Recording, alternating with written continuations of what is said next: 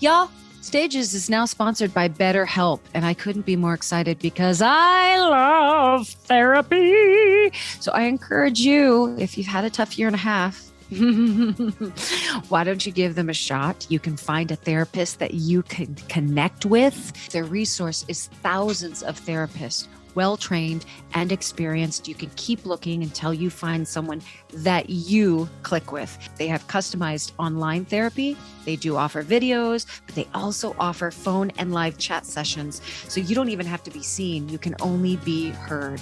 What are you waiting for? Go to BetterHelp. That's HELP.com/stages. And for our cast members, you get 10% off your first month at BetterHelp.com/stages. Go, go, go. Go find your healing. Go find your happy. Stages podcast is sponsored by BetterHelp. That's HELP. Hi, I'm Stephanie J. Block. And I'm Mary Lee Fairbanks. Welcome to Stages Podcast, where we're bringing creation and connection to center stage. Okay, he's going to pop in. JB. Look, we have pictures and everything. Sebastián. No te oigo, ¿cómo estás? Muy bien, ¿no me oyes? ¿Qué pasó? El rey Jorge, ¿cómo estás? Good morning.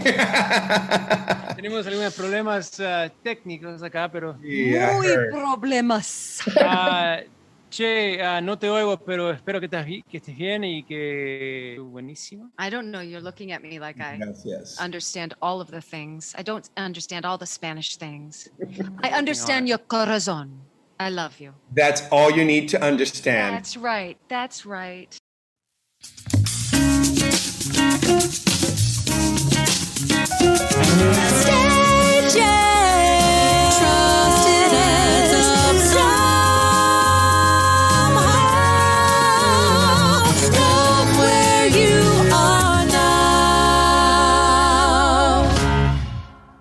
Hi, everybody. Today's guest started out as a backup dancer from Michael Jackson, and he worked his way up to the king. He is an actor, a singer, director, choreographer, voiceover artist, and producer. He was on Broadway in the Heights, The Goodbye Girl, Men of La Mancha, Kiss of the Spider Woman, and The Mystery of Edwin Drood, just to name a few. And he is now starring as King George III in the National Touring Company of Hamilton. Please welcome Rick Negron. Rick Negron to stage, please. Can we have Rick to stage, please? Mama say, mama sama makusa. Mama say, mama sama makusa. All right, so just start with the funky chicken story, please. Do you know this story, Steph? Oh, you got to tell this story, Rick. Oh, this is my favorite story. And God, when you've been in the business as long as I have, you have a lot of freaking stories. So a little known choreographer named Sergio Trujillo. Oh, interesting. What a hack. Right, what a hack. A Tony Award winner, Sergio Trujillo.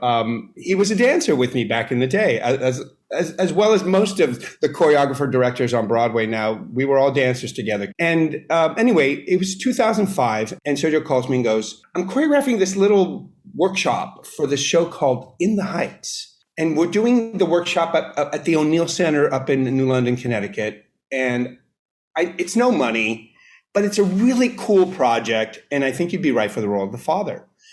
I'm like, okay, great. No money, and I live in LA. He goes, listen, I'm going to send you the CD. Listen to the music. You're going to love this. Cut to, I hear the CD. I call him. I say, who do I pay to get on this thing? Mm-hmm. And I end up, in a little dorm room in New London, Connecticut, working at the O'Neill, which is, by the way, probably one of the greatest places to do workshops at. It's such a beautiful place, and the whole environment there to create and put a show together is just wonderful. And then I got to meet, the gang, Lynn, Tommy, Alex Lackamore, Chiara Alegria Hudes, just the whole group that put together In the Heights. They're all youngins, back in 2005. And I just fell in love. And we're sitting at the little lunch room at the O'Neill, and Lynn and I are talking, and he goes, hey, I read your resume. You were in the Bad video with Michael Jackson? It's my favorite video. I need to see you in this video. Hold on. He literally ran to his car, drove to like the nearest Target or Walmart that was out there, bought the DVD, came back, put it in his, laptop and said, show me where you are. Show me in the video. Who are you? Where are you? I've seen this video a million times. Which one are you? I'm like, okay, let's go to the beginning. Okay, that's me. Okay, that's me there. And, Scorsese directed the darn thing. And between Scorsese and Michael, two incredible. Didn't know that. I have to interject. I had no idea that was a Scorsese project. That's amazing. That's and it was amazing. one of those first like epic videos. It was whole hour of story before the music video. And both of them were unbelievable perfectionists. So Scorsese had no problem doing 25 takes for every setup. And then Michael was like, yeah, let's do it again. Let's do it again, with his high voice. Right.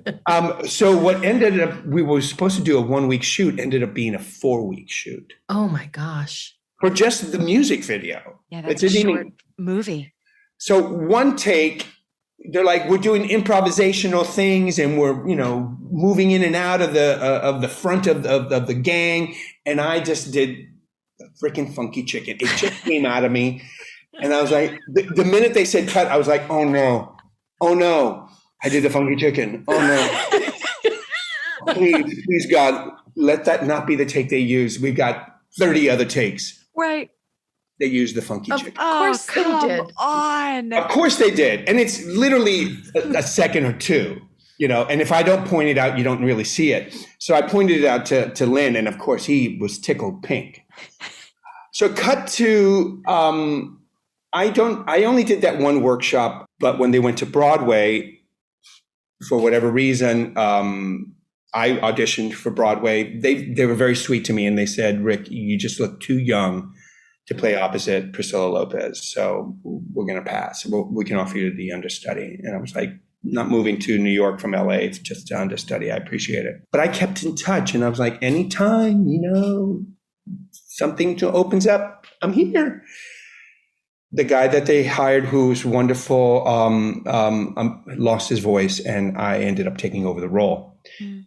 And my first night on Broadway, a little nervous, but I knew the role, and my first entrance in the show, I walk into the bodega and I look at Lin and I go, "Good morning, Usnavi," and he looks at me and goes, "Pan caliente, café con leche."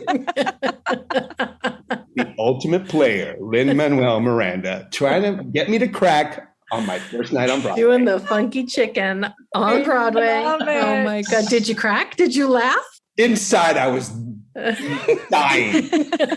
I didn't let the shoulders go. The shoulders tell everything. That's right. The shoulders do tell everything. That's right. But oh yeah. And literally I just had one more line and then I walked out, but it was heavenly. I'll never. Oh, how fun. That is so fun. That was a good one. Those are big moments. Those are big showbiz moments. Yeah. Like your resume really are these beautiful, like monumental credits. How does that can you recognize that in yourself when you see that, like moments with Michael Jackson and there's big milestones along the way. Sure. I remember I had just gotten my equity card doing a hip hop musical that reopened the Studio 54 Theater after the disco heyday. It was called Street Heat, and then I got an HBO commercial that was choreographed by Margot Sappington, and everybody that was anybody as a dancer on Broadway was in it. And little old me that was just coming up got into that commercial. And one of the girls that was in it was doing Leader of the Pack on Broadway. And I'll never forget her, Shirley Black Brown. And she had a voice like this. "Hey, Rick, you'd be great for our show. We're looking for somebody to replace Joey Scheck, Joey Malone. Who was leading the show." And so I said, okay, great. And one day I remember I ran to the, where were they at? They were at the Ambassador Theater. And I ran to the Ambassador Theater after we finished shooting over at Astoria Kaufman in Queens. And they were just ending their call. And I said, Shirley Brett Brown told me to come in and audition. And he goes, come on in. And it was directed by Michael Peters, who choreographed Beat It and Thriller. Funky Chicken. Yeah. Please tell me you did the Funky Chicken.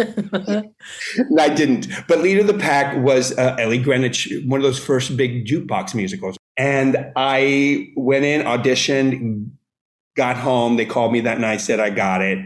And it was my first Broadway show. And I'll never forget the very first number. And I'm dancing on stage. And I could feel the band coming up to the stage through my feet.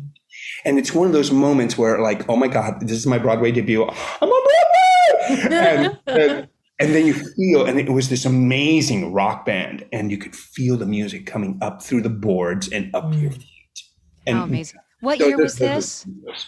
Well, I'm dating myself now. No, this is what I'm getting at. What was it? 1980? 1985. Wow. So my mind goes, he's telling this story with such recall. And that's remarkable to me because I don't have that skill. So I'm not being flippant in any way.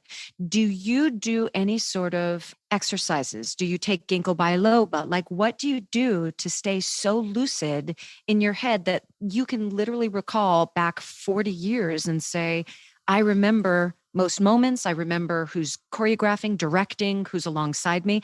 I don't have that skill, and it's truly enviable. I'm not. I don't remember what I had for breakfast last week, or I don't have that short-term memory.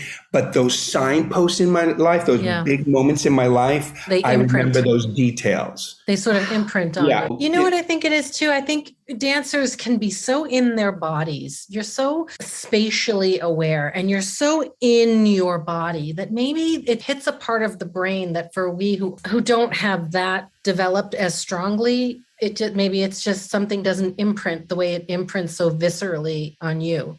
And I'm your typical actor. I'm totally in the moment. I don't look ahead very much. Matter of fact, I think it's a function of being an actor that I don't plan ahead, because the minute you plan a vacation, you plan to go have lunch with somebody, you get an audition and you have to cancel. Yeah. So I don't plan ahead a lot. So I'm really in the moment a lot. And sometimes maybe to a fault, I'm in the past a little bit in my head. I do think about those people. I do think about those times.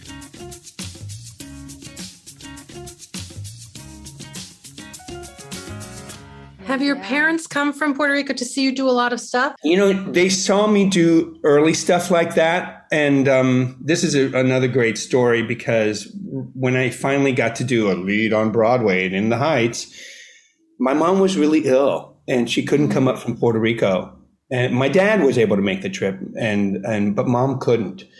And I remember hearing that the national tour of In the Heights was going to Puerto Rico, with Lin going back into the role. And a lot of shows don't go to Puerto Rico. Just Lin decides that this needs to happen, and all the sets get put on a boat to go down there, and it's a lot of money. Which is why producers don't go to Puerto Rico.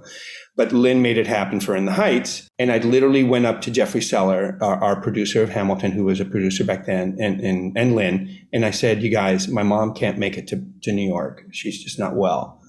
Is there any way that I could do this role in Puerto Rico?" Oh. And they said, "Well, we'd have to ask Danny Bolero, who's playing the dad on the tour, see if he's be amenable to switching with you, and you get to do it on Broadway. That's not too shabby for a week." And literally they worked it out. And I know it cost them more money to switch us, and to send my costumes and all that. But literally that happened. And I got to do the role in Puerto Rico. And talk about, Groundhog Day. I got to Puerto Rico and I've been doing the show for a year, and suddenly it's a new set and it's a new cast. And I'm like, I know the show, but this feels weird. Yeah. But I had the time of my life doing it down there, and my mom got to see me. That's such a great story. And she was the drama teacher. That she is the reason I am who I am. So she was the drama teacher, and that's what got you into all of this as a 10-year-old when you started. I blame her. It's all her fault. She must have been so proud of you. She must have been over the moon. And then that is such a testament. That is such a testament to asking. Do you know what I mean? Sometimes we just don't ask. And sometimes I think we really underestimate what those answers could possibly be. We really Boy, do. Lin seems like a truly incredible person I've never met him. I've never worked with him, but boy, what a force, what a human. He just gets down to the human level and seems like he actually really cares about so many things, not just to put his press out there, but actually truly cares about what he's doing and the people he's doing it with. He has an enormous heart. It really comes down to that. And he was raised in a community and by incredible parents that it's all about community for him. Mm-hmm. And I think about it, the cast that he put together, the people involved in the show, everybody's really nice. Mm-hmm. You know, there are no real divas, which is wonderful. And I think that's sort of, you have to come in with the goods at the audition, but you also need to get along. And if you do, they've created this environment where everybody gets along and everybody's supportive. Well, and they put everybody through the ringer, audition-wise, by the way. There's famous story. I auditioned for a solid year before I got the role. And before I got the role of the king. And I had worked with them before. Yeah. So it takes a while. But I think also it took a while because they wanted me to do Puerto Rico. And I think I'm glad that they waited for me to do Puerto Rico, go back to Puerto Rico with Hamilton. Again. Do you miss Puerto Rico, Rick? Do you get back to see family? It's funny. I've been gone so long that it feels like another lifetime ago. Going back, it's funny. We opened this company, Hamilton, opened in Puerto Rico, and I hadn't been home in 2 years before the bad hurricanes. And just going back, and when I spent a month, I hadn't spent that much time in Puerto Rico since I was in high school. Wow. Or in college. No, I would go back for the summers during college. And it's changed a lot. It's not the place I grew up in. It's we can all say that about wherever we grew up. It's not the same. The culture's different now. I remember growing up, we could play outside till late at night. Nowadays, all the neighborhoods are gated, and everybody's everybody's doing play dates. It's not the place that I grew up in. However, the thing I love about it is the people are amazing, and it's still a really beautiful island wherever you go. And this is probably true about Uruguay or many Latin American countries that haven't crossed over to the dark side yet. I remember going to this little restaurant in San Juan, and it was packed. It was a really popular seafood place. And my brother and I and our wives, the four of us were together, and we were waiting at the bar, and the bar was at least 3 deep. It was just packed. And there were people at the bar, and I'm standing there with my brother. We were all shoulder to shoulder. And I see this couple at the bar, and she's eating this really popular food that's like it looks like a little mini hot dog, but it's basically filled with cheese, and it's a corn dog with cheese on the no dog inside it. Sign me up. Yes. It's basically a mini corn dog, and inside is cheese. It's no hot dog in the middle. It's amazing, and they're called sorullitos. And I looked at my brother and I went, in Spanish, oh my God, they have sorullitos here. Like that, like this is my favorite thing. And literally the girl looked up at me, took her plate and said, they're delicious. You want some? Stranger. Yeah. And I'm like, that's Puerto Rico. Stranger, but not a stranger. But not a stranger. That's the beauty. Yeah. And would you eat in Puerto Rico much like Uruguay? You start talking about dinner around 9:00. Should you get the asado ready? And then by 11:30, you're just starting little nibbles. By 1 a.m., you're having actual dinner. You're planning your next meal while you're having the previous meal. Yes. Which is basically what we did during the pandemic. Well, that's true too. But you're right. Everything centers around the food. Everything centers about the entire family sitting down together. Yeah. That's still true. I really miss that. When I was a kid, when I was growing up, a very Italian family, and Sunday dinner, 2:00, it didn't matter what you were doing. It didn't matter who you were with. You stopped You came home, you sat down and you had Sunday dinner, and that was the rule. And you could bring your friend if you wanted, but you did not miss it. And we don't do that anymore. We don't have Sunday dinners anymore. I feel kind of sad that my son never experienced that. We're still trying to keep it together here. We really are. One of the reasons why we thought this mini chapter of our life was to come back to California was to kind of start grounding ourselves in that way. Question for you, ML. In your family, was it pasta and sauce or was it macaroni and gravy? No matter the noodle, did they call it macaroni and gravy? Pasta and gravy. It's always gravy. It's not sauce. Yeah. No, sauce is ketchup. Right. Gravy.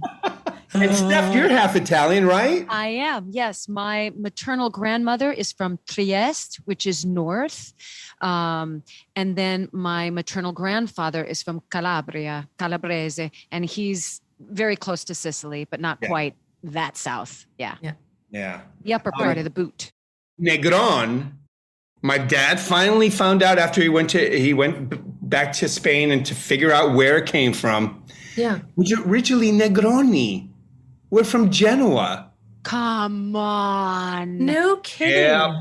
So Italiano. So the drink, the Negroni, was developed by some Lothario Duke from Genoa. Some lady chaser, who drank all day. And that's who he came up with the Negroni. So everybody knows the drink, but literally the Negronis moved during Roman times to Spain, and it was northern Spain, which is now southern France. There's a village in the Loire Valley called the village of Negron, but we haven't found very many Negrons outside of Puerto Rico. So either they had some Jew in them and they were getting the hell out of Spain because of the Inquisition, and they went to the New World. Who knows what they were chasing or what they were running away from, but we're freaking Italian. I love it. Rick, are you a yoga teacher? I've taught, yeah. I wouldn't say I'm a yoga teacher, but I've taught. What did you teach? What kind do you do? What kind do you love? What kind did you teach? A very good friend of mine introduced me to it, and he's a big-time yoga teacher throughout internationally. His name is Rod Stryker, and he taught a version of Hatha that he sort of has melded. And I have to say, we're doing King George. I had a cold when we first started rehearsals in 2018, and it never went away. And it just kept coming back and back and back. And I was sick through a lot of the rehearsal process. And I stopped drinking any kind of alcohol, stopped drinking coffee, totally. Oh, coffee.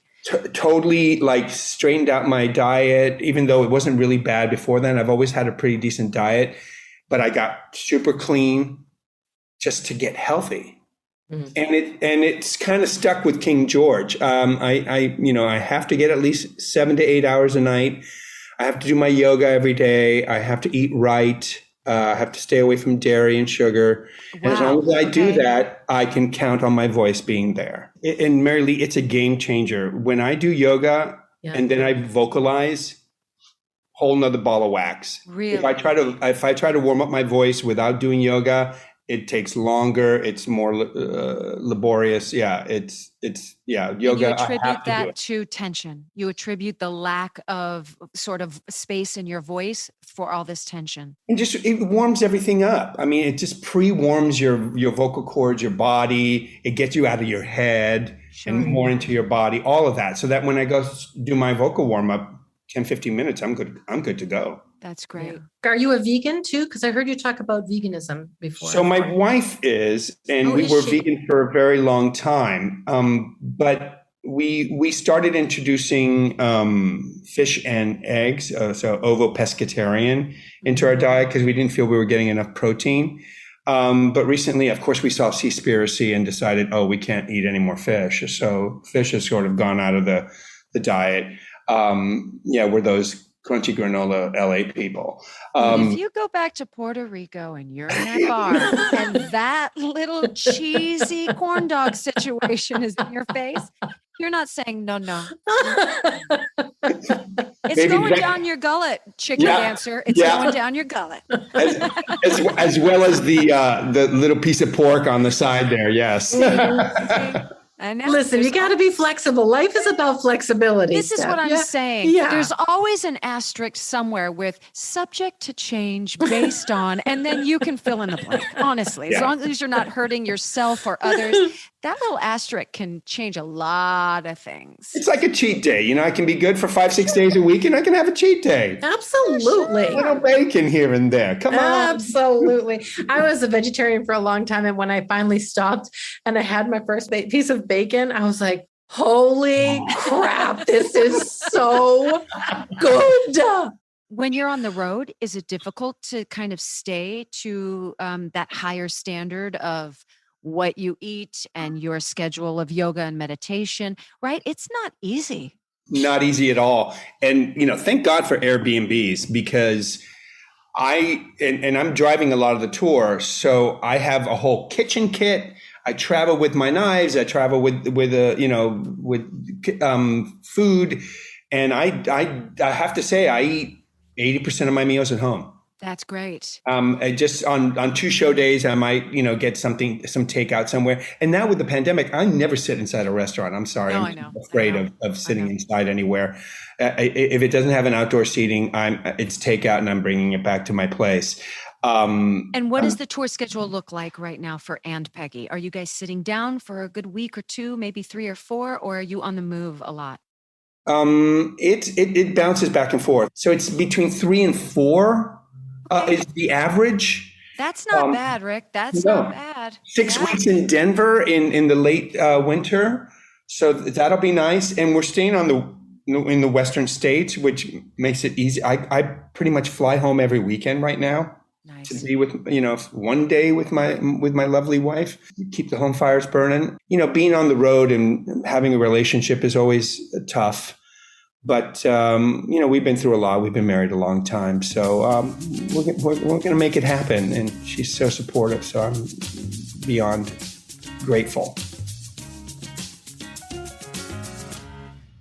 What did it look like coming from New York? When did you get to the West Coast and how was that transition for you? Because that's where I met you. I met you in LA doing Call Me Madam. And again, I have it could have been 1993, could have been 2001, I have no clue.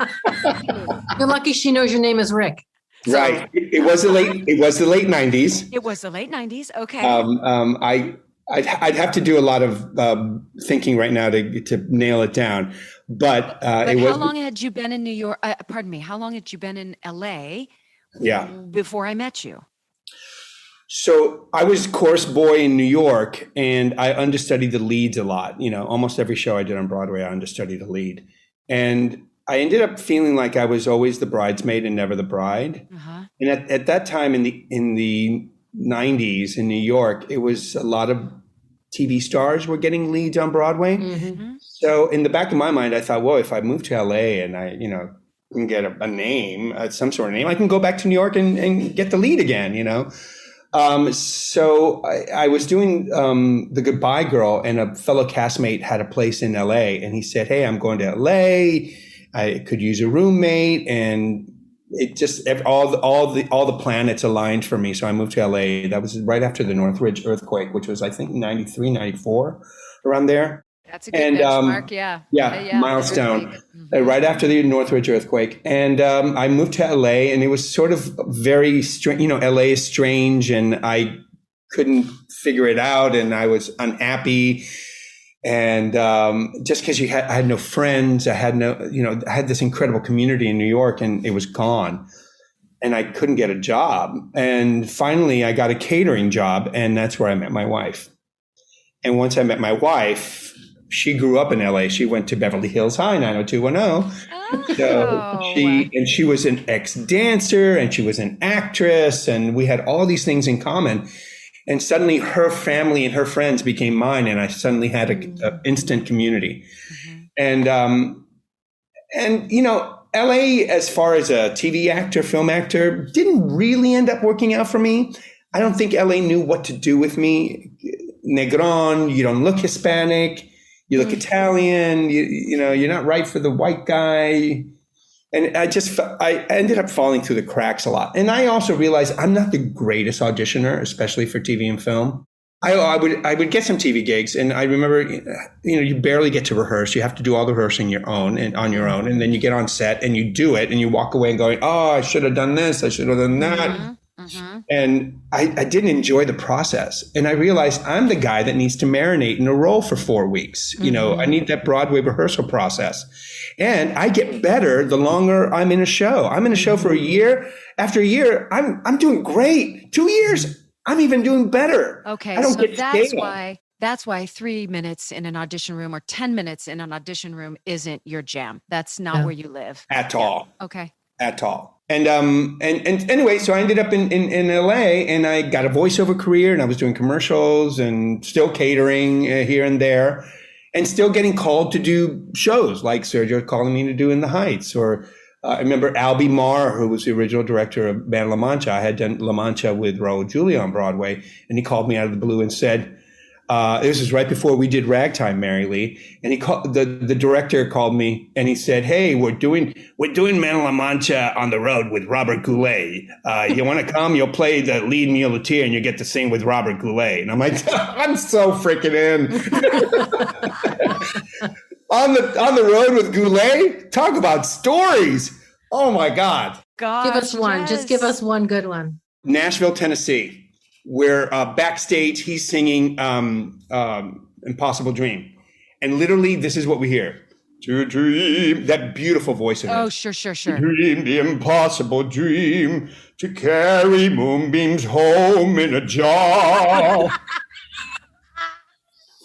I only laugh because I've been there, and I think most of us have at one point. If it rhymes, the audience won't know. If it's in the English language, just keep on trucking. You'll find your way back home to the lyric.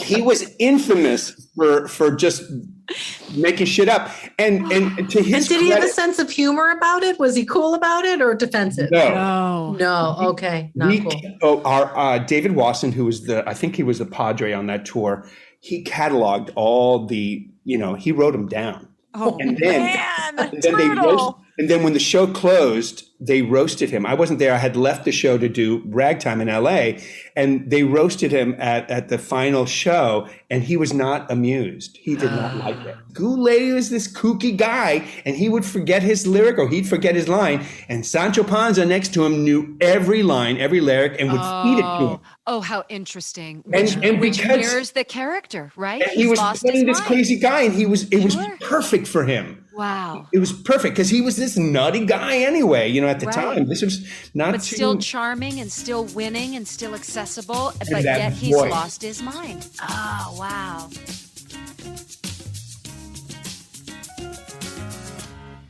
You're staying with this beautiful show and huge global smash hit for as long as you can. Is that your plan, or? Listen, I've been in this business a long time. Yeah. I earned this princess track where I'm on stage for 10 minutes and I get all the love. So I'm not leaving anytime soon until they carry my dead, rotting body out of the theater. Well, I saw you. You're fantastic. And it's true. I mean, just your entrance alone gets entrance applause. Yeah. Every laugh is beautifully crafted, beautifully performed as well. But the role is just so crafted. Yeah, it's a great that role. If you cast the right actor, such as Rick Negron, you're going to hit every beat, and it really is like a feast for you and a feast for the audience in 10 minutes, in 15 minutes. Yeah, it must feel wonderful because every time you walk out, the audience is so happy to see you. We get to breathe, we get to laugh. Yeah. Now, I will say this, and I've had many talks with my dressing roommate, Darnell Abraham, who plays George Washington, who's incredible. He's got this voice that's all molasses and beauty. Darnell and I have great conversations, and we realize also, it is the princess track, but it's tough. Suddenly you come on stage out of nowhere, there's no warm up, and you sing this big song, and you're alone on stage, and you kind of get shot out of a cannon a bit. So it does come with its little, idiosyncrasies, and Yeah, and so you sure. have to be on top of your game. Not super easy. Do you have to get your adrenaline going a couple minutes before every time you step back on stage? Because I Yeah. do find that if it is a role where I've got a chunk of time, whether you define that as 10 minutes or a half hour, and you've got to rev yourself back up to get on stage. I remember this playing Liza in The Boy from Oz. My second act was really light. Man, you could get cozy in that dressing room, and trying to coach yourself to get back up there was really, really challenging. And I put the timer on, because if I'm reading a book or I'm doing something else, you don't miss your entrance. So I put my timer on, and I'm cool. And literally, I'll put the timer on so I have 5 minutes before I have to leave my dressing room, and then I'll do some limbering up of my body first, and then I'll do a little bit of vocalization just to knock off the rust. Yeah. And then okay, we're ready to go. Let's go again. Bring the energy level back up. Yeah. Technical question. Are you guys traveling with not only a wardrobe supervisor, but a skeleton team of dressers so they know the show? Or do you have to introduce a whole local crew of dressers every time you step into a new city and theater? Yeah, we are the latter.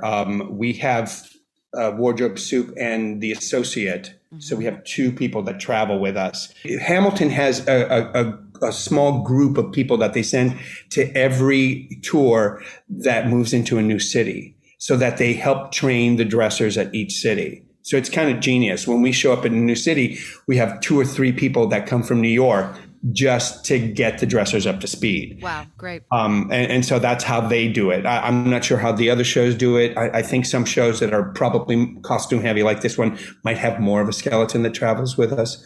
I know our musicians have been traveling with us, almost all of them. But that may change in certain cities, because certain cities have union rules where you have to hire locally. So, and do you know how many are in the pit? How many musicians do you have? Let's see. We have 4 strings, 2 violin, a cello, and a viola, guitar, bass, 2 keyboard, and 2 drummers. That's 10. Okay. All right. Yeah. It's a beautiful pit. I mean, the whole show is just really special. It's just magic. Genius. Yeah. It really is. Yeah, it's a masterpiece. And I keep telling people the reason it's genius is because it really comes back to what theater is. It's a collaboration. And every element of the show is people working at the top of their game. And they had worked together, so they had a shorthand when Hamilton came back. And so that also, I think, had a lot to do with it. Here they come, our 5 questions. If you could go back to that teenage self in Puerto Rico, what would you tell him? What advice would you give him? You're good enough. You're good enough. I didn't believe it. But here you are. Believe it now, though. Oh, yeah. Is there a good luck charm or a ritual that you do before any sort of big event or the opening of a show or before you step on stage? Always take big, deep breaths before I go on stage. And that's just part of the yoga, just to calm. Even after doing a show for 2 years, I have to chill my jets. I really do have to calm myself down. Okay. If you could have any ability, whether it be a superpower or just a normal old ability, and you could just have it tomorrow, what would it be? Oh my God. The first thing that came to mind was, God, I want to fly so bad. But that seems to me now, it seems to be a little bit narcissistic. Because if I had an ability, it would be to have the solution to end the suffering in the world. I mean, that's really what it comes down to. I'd love to have the key to homelessness. I'd love to have the key to racial inequality. I'd love to have the answers, the solutions for big, big problems. I like that we've one. never had that answer, and that's a beautiful one. It speaks highly of who you are. So this question's going to seem ridiculous. If we were to go into your closet, would we find a piece of clothing that you've had through the years or something that has such sentimentality that you will never, ever get rid of? Yeah. And it's funny because I never felt that close to my grandfather. And this is my dad's dad. But when he passed away, my brother and I went into his closet and we took some of his shirts. And to this day, I have one of my grandfather's shirts, and my grandfather passed away at least 40 years ago. So this shirt is easily 60 years old. And I still have, it's made out of like indestructible rayon, but I still have his shirt. And what's funny is that I started writing about my childhood, and it ended up being the story about my grandfather. During the pandemic, I've never been a writer, but I just started writing, and it's sort of like a family history story, and now it's turned into a little bit of historical fiction. What did he do, your grandfather? My grandfather was born in the late 1800s, and he ran away from home at the age of 11 or 12 and walked from some little town in the middle of Puerto Rico to a big city on the coast. I think it was like a 12-hour walk. He probably did it barefoot. And he walked into a tailor shop and said, "I'd like to learn to be a tailor, and I'll sleep under that table there." And he did. Wow. And then, he went from extreme poverty to having a vocation, and then scrimping and saving every penny he ever earned, and sent his children to college in the States and built an apartment complex in San Juan, about 7 blocks away from the theater that I did Hamilton at. Wow. If you were a nail polish color, what color would you be, and what would the cheeky little name be?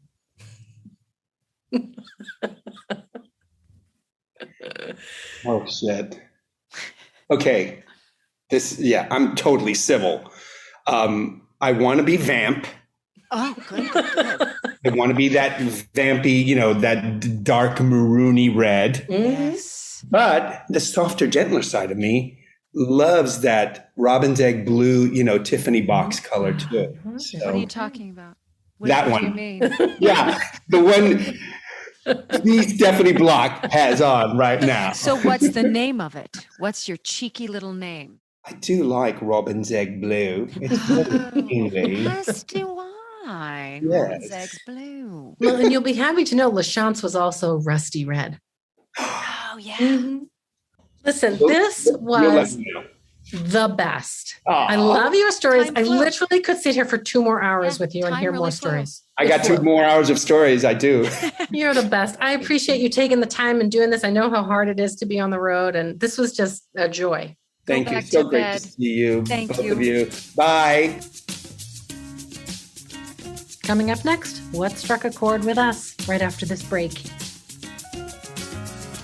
Stages podcast is sponsored by BetterHelp. Our theme song says, "Love where you are now," but sometimes we all need a little help. I've learned from therapy and in my yoga practice that growth comes from challenges. A good therapist can help you reframe the way you look at a challenge and your life. And BetterHelp can provide you with a therapist that gives you some tools to navigate. They offer customized online therapy, either on video or phone chat sessions.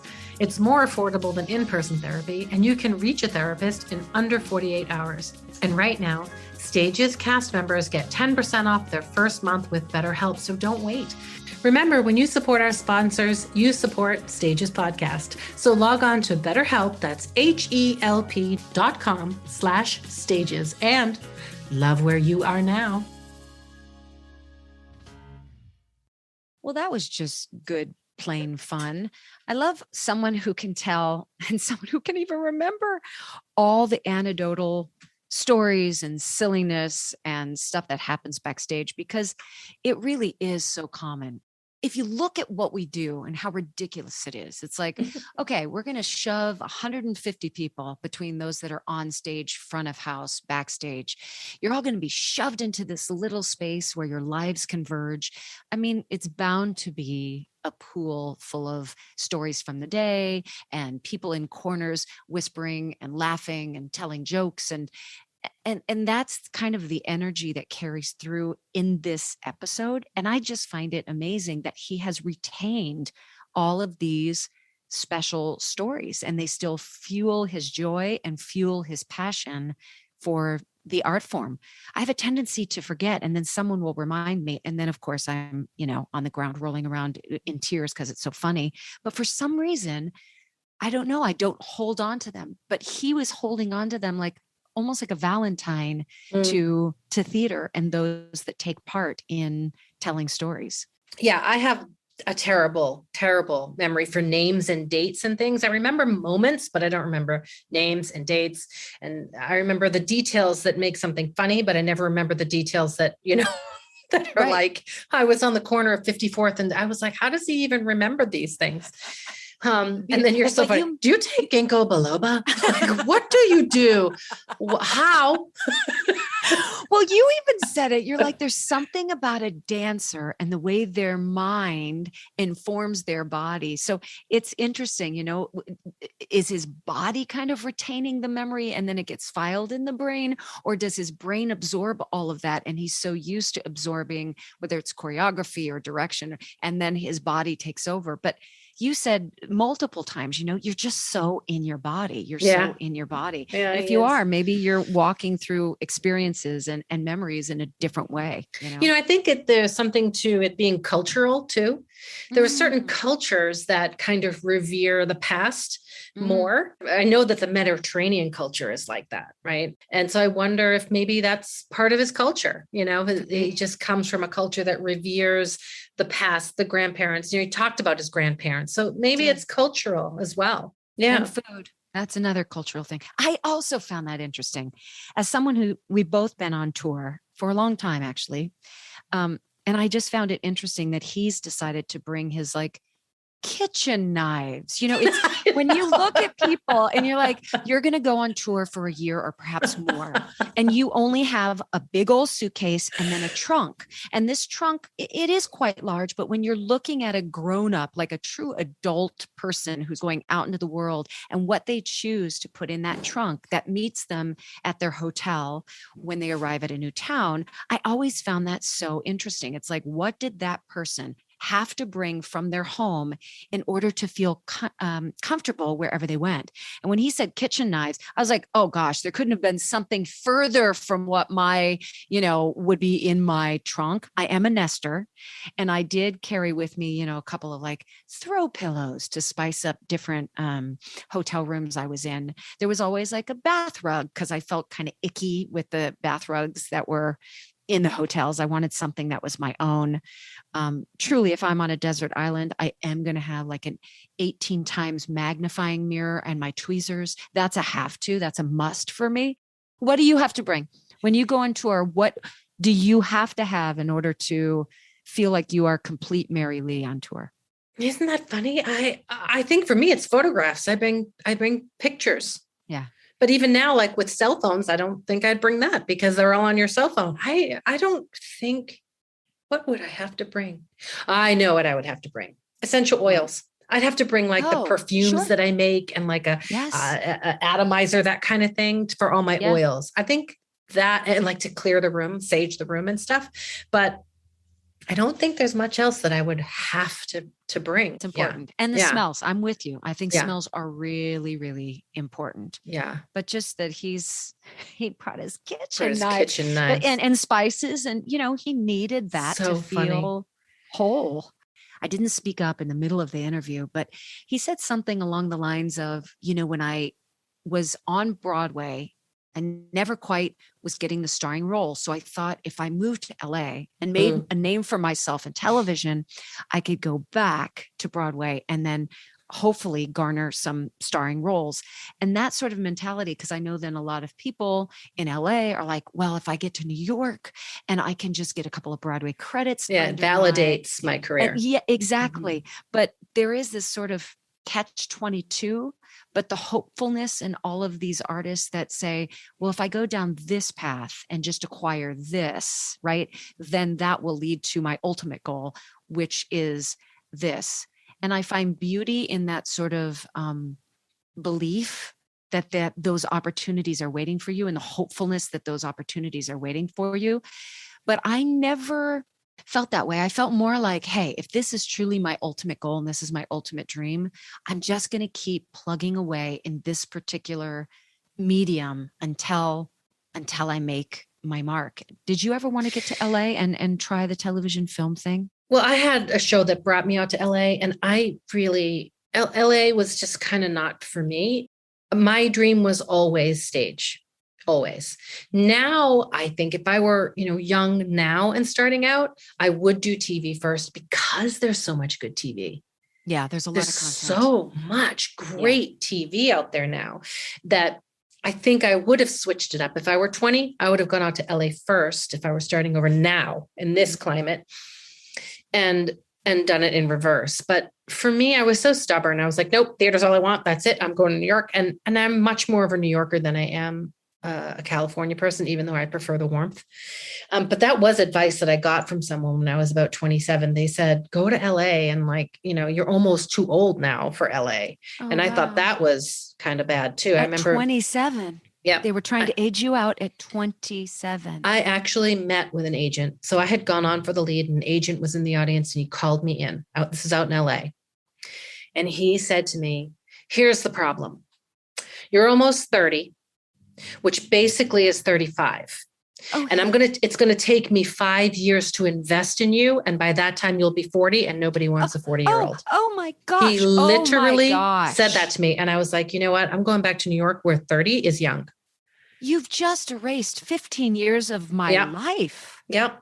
And that was the calculation. Look, whether it's an agent or a friend or a co-creative if all they can see are the negatives and all the things that are stacked against you, that wasn't an agent or a person that you wanted in your life anyway.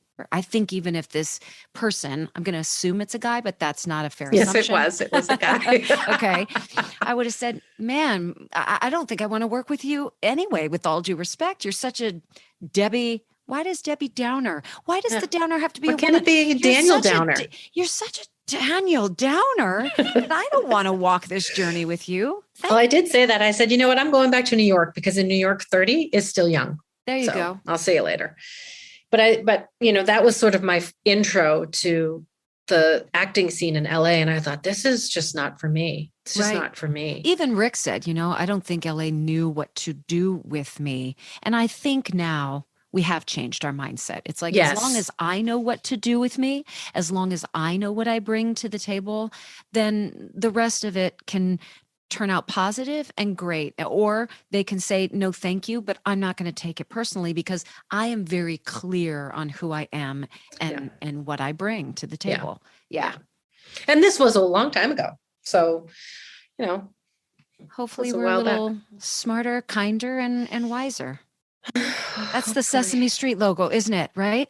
Is it? Have you what? You haven't watched Sesame Street lately, but someone has a little kid in the house. You're getting smarter, stronger, kinder on Sesame Street. Ooh. You know what though? Yeah, if you're 2 or 62, we still need to. Need to think about those, baby. You're getting smarter, stronger, kinder. So who knows? If you would have met with that agent today, he would have had a completely different take. I would have sung him the Sesame Street theme song and walked out of there. Yeah, you would have. In your straight tone with just a little vibrato at the end and then given him the finger and walked right out. Oh my gosh. Okay. All right, girlfriend. Go get stronger, wiser, kinder. See you later. On Stages podcast. Ooh. Hold on. We're going to get screwed. We better hang up. Goodbye. Love you. So if this episode resonated with you, please follow, subscribe, and share. You can always find us at stagespodcast.net. A big thank you goes out to our assistant and doer of all things technical, Saren Cho.